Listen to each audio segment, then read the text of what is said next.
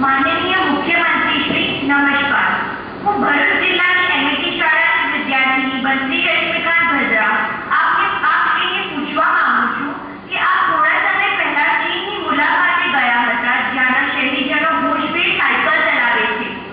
તો આપણા ગુજરાતમાં સાયકલ ચલાવો અભ્યાસ ક્યારે શરૂ કરીશું?